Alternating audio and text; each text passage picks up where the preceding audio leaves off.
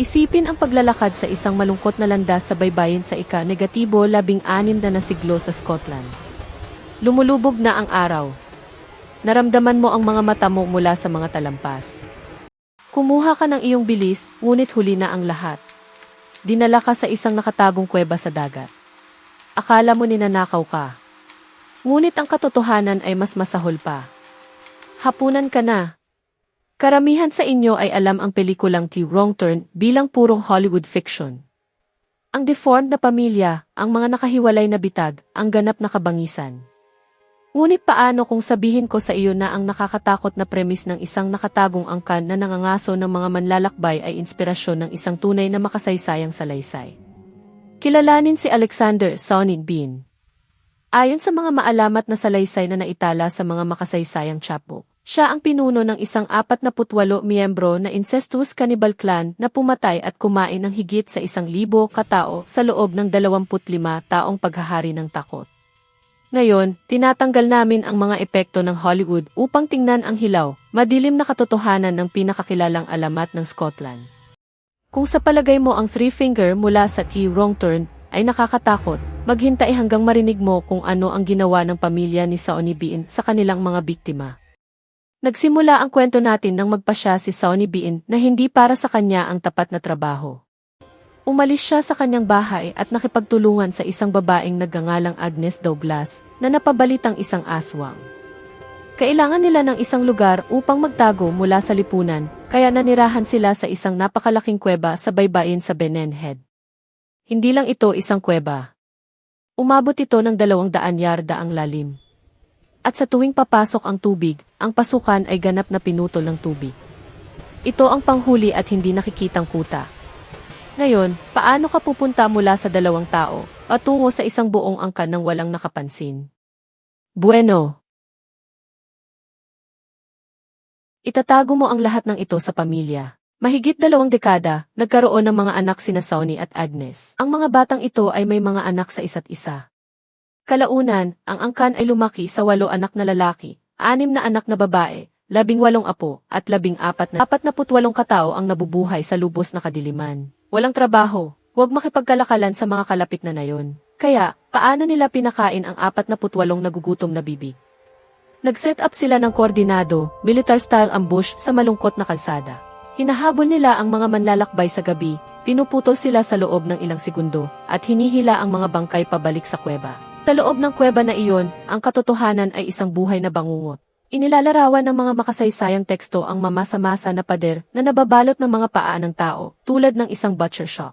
Kinain nila ang laman, inatsara ang mga tira sa mga bariles, upang maiimbak para sa ibang pagkakataon, at itinapon ang mga hindi nais na buto sa dagat.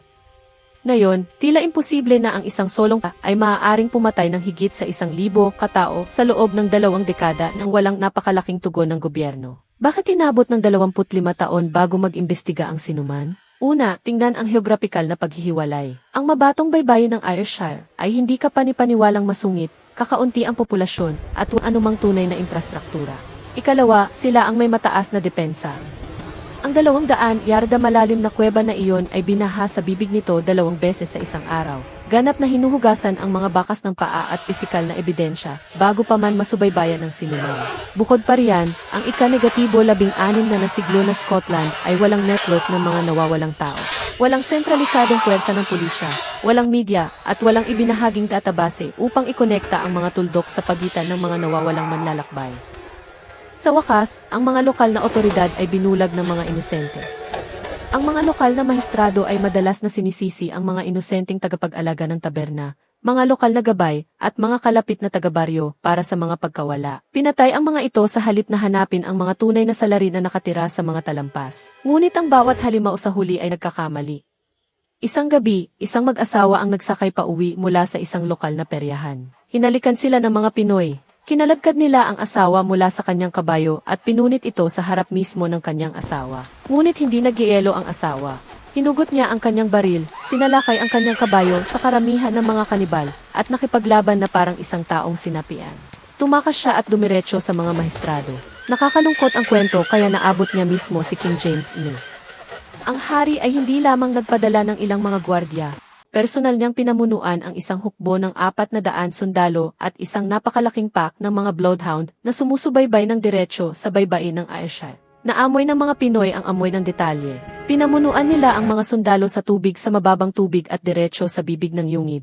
Ang natagpuan ng mga sundalo sa loob ay nagpasuka sa mga bihasang mandirigma. Mga tambak ng ninakaw na alahas, bundok ng mga buto ng tao, at isang pamilya na hindi na naunawaan ang konsepto ng modernong sibilisasyon. Ang buong pamilya ay nadakip at nagmartsa patungong Edinburgh, tungkol sa mga pamilyang nagtitipon-tipon para kumain. Ang mga krimen ay itinuturing na labis na laban sa sangkatauhan, kaya hindi na pinalampas ng korte ang karaniwang paglilitis. Ang pagpatay ay malupit. Ang mga kalalakihan ay pinutol at iniwan na dumudugo hanggang sa mamatay, habang ang mga kababaihan at bata ay napilitang manood bago sinunog ng buhay sa tulos. Ngayon, ang mga modernong mananalaysay ay nagtatalo kung si Sonny Bean ay isang ganap na tunay na makasaysayang figura o isang labis na piraso ng anti-Scottish propaganda na inilathala sa mga chapbook sa Ingles makalipas ang ilang siglo.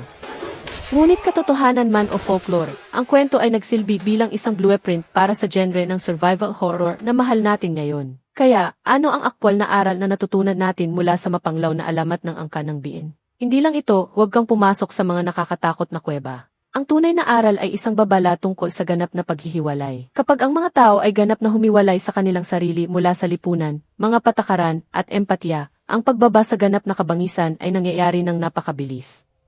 Ang kultura at moralidad ay mga bagay na pinipili nating panatilihin araw-araw. Kung wala ang mga ito, babalik tayo sa mga mandaragit. Paano kung ang angka ni Sonny Bean ay hindi ang halimaw, kundi ang produkto ng isang lipunan na iniwan sila? Pag tinanggal mo ang sensationalized horror, ang makasaysayang konteksto ng ika-negatibo 16 na siglo na Scotland ay nagpapakita ng isang malupit na katotohanan. Matinding kahirapan at sistematikong pag-abandona ay pinipilit ang mga tao sa mga pamamaraan ng kaligtasan ng buhay na mukhang hindi makatao sa labas ng mundo. Ang unang kadahilanan ay ang sistematikong gutom. Sa panahong ito, ang Scotland ay dumanas ng matinding taggutom, pagbagsak ng ekonomiya, at malupit na pagkakahati-hati ng uri. Ang feudal na sistema ay nag-aalok ng zero social safety nets para sa mga nawala ng trabaho. Kung ang isang individual o isang maliit na pamilya ay nawala ng lupa o kabuhayan, pinabayaan sila ng lipunan na mamatay sa gutom sa ilang. Ang pagtalikod sa isang lipunan na nag-aalok ng walang anuman, kundi isang mabagal na kamatayan, ay hindi isang malisyosong pagpipilian. Ito ay isang desperado na pagsisikap para sa kaligtasan. Ang pangalawang kadahilanan ay ang sapilitang feralization. Kapag ang mga tao ay pinalayas mula sa mga komunidad at pinilit na mamuhay sa ganap na paghihiwalay tulad ng kuweba ng Benenhead, Head, ang psikolohikal na pag-urong mabilis. Kung walang pakikipag-ugnayan ng tao, ang wika ay bumababa, ang mga pamantayan sa lipunan ay nawawala, at ang basilin para sa tama at mali ay nagreset sa isang solong sukatan, manatiling buhay. Ang angkan ay hindi nag-imbento ng kanibalismo dahil sa pagnanais na malupit. Bumaling sila rito dahil idineklara na ng lipunan na walang halaga ang kanilang buhay. Itinuturing silang parang mababangis na hayop hanggang sa sila ay maging mga ito. Ang pangatlong kadahilanan ay ang intergenerational conditioning. Ang mga anak at apo na ipinanganak sa loob ng madilim na yungib na iyon ay hindi kailanman nagkaroon ng pagpipilian. Hindi nila pinili na tanggihan ang sibilisasyon. Ipinanganak sila sa isang mundo kung saan ang pagkain ng laman ng tao ay kasing normal ng pagsasaka o pangangaso. Sila ay ganap na nakahiwalay mula sa moral na balangkas ng labas ng mundo. Para sa mga batang iyon, ang mga manlalakbay na dumadaan ay hindi mga taong may pamilya. Ang mga ito ay lamang ang migrating mapagkukunan ng pagkain na pinapanatili ang mga ito buhay sa buong taglamig. Nang dumating ang estado na may 400 sundalo, hindi sila nagdala ng rehabilitasyon, hustisya o sagot. Nagdala sila ng agarang karahasan na pinahintulutan ng estado na hindi nakipaglaban sa paglilitis upang patayin ang mga bata kasama ang mga matatanda. Ito ay nagtataas ng isang nakakatakot na makasaysayang tanong. Sino ang tunay na halimaw? Ang mabangis na pamilya na ginagawa ang anumang kinakailangan upang mabuhay sa ganap na kadiliman o ang lipunang sibil na hindi pinansin ang kanilang gutom, iniwan sila sa ilang. At pagkatapos ay wiped out ang mga ito upang pagtakpan ang kanilang sariling mga kabiguan sa sistema. Ang alamat ng Sonny Bean ay nag-iiwan sa amin ng tatlong nakakatakot na babala. Ang tay ay sumisira sa empatya. Ang pag-alis ng mga tao mula sa komunidad ay nag-aalis ng moralidad na nagpapatunay na ang sibilisasyon ay isang marupok na pagpipilian. Pinoprotektahan ng mga sistem ang mga mandaragit, Ang mga walang kakayahang otoridad o modernong digital algorithm ay lumilikha ng mga blind spot na aktibong nagpoprotekta sa mga halimaw. Ang lipunan ay nag-aanak ng mga halimaw. Ang matinding kahirapan at sistematikong pag-abandona ay pinipilit ang mga tao sa mga pangunahing mode ng kaligtasan ng buhay na ginagawang hayop ang mga tao.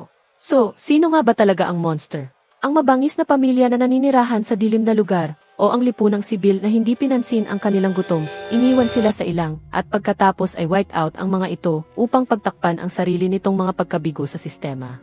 Ang alamat ng Sony BN ay nag-iiwan sa amin ng tatlong nakakatakot na babala. Ang tay ay sumisira sa empatya. Ang pag-alis ng mga tao mula sa komunidad ay nag-aalis ng moralidad na nagpapatunay na ang sibilisasyon ay isang marupok na pagpipilian. Pinoprotektahan ng mga sistem ang mga mandaragit, ang mga walang kakayahang otoridad o modernong digital algorithm, lumilikha ng mga blind spot na aktibong nagpoprotekta sa mga halimaw. Ang lipunan ay nag-aanak ng mga halimaw. Ang matinding kahirapan at sistematikong pag-abandona ay pinipilit ang mga tao sa mga pangunahing mode ng kaligtasan ng buhay na ginagawang hayop ang mga tao.